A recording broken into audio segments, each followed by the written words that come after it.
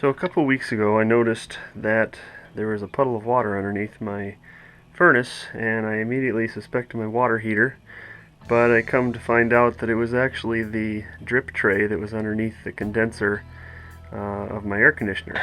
This is the condenser of my air conditioner, and I took it upon myself to try to fix this because I'm sure this would be pretty expensive to get a new one.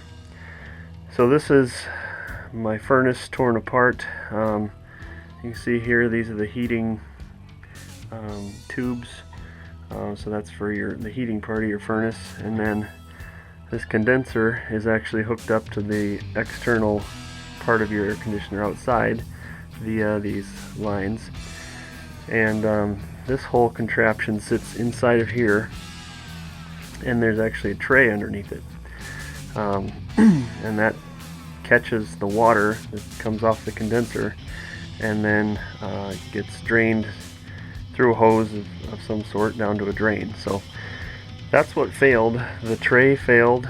Let me show you what the old tray looks like. Just a minute. This is what the old tray looked like, and actually I have done this before. This is the original tray. As you can see, there's nothing left of it. I made a new tray about 6 or 7 years ago, and that's this one, and it's actually the tray that I made that failed as well. I didn't do a very good job. Used a lot of duct tape and probably used too thin a sheet metal, so I'm making a new one of these and we'll see if it works. This is the new drip tray I made for putting underneath the new condenser.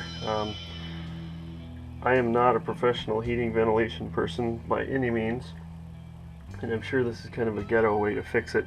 So if any of you are professional HVAC people, go ahead and laugh at me. I'm sure there's a much more professional way to do this, but at any rate, this whole job only cost me about $30 to $40 to buy the new metal and just some adhesive. I used silicone adhesive. I basically took a flat piece of metal and cut edges with tin snips, folded them up by hand. I actually pop riveted the corners and then sealed them real well with silicone. And then you also are going to need to cut a hole in the middle. Basically just use your old one as a template.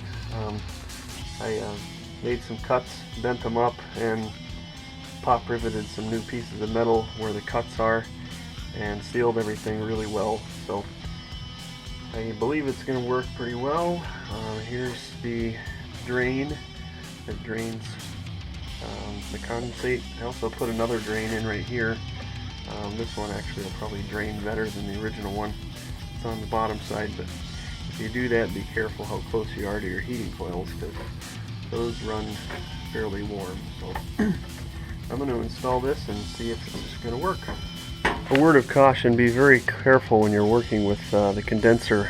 These lines contain high pressure refrigerant. I'm not sure how much damage they can do to you really, but obviously if you crack one of those lines, this is not something you're going to be able to fix. So be very careful with these lines. This is fairly heavy. I've got it supported with some rope up here. Just take extra care certainly not to drop it or bang it around too much. So I'm going to try to install the tray now and see if I can get this back in here. I got the condenser coil and tray back in. Everything's supported from underneath. My new drain hose is run. I'm going to get the cover back on and test it out, make sure it doesn't leak.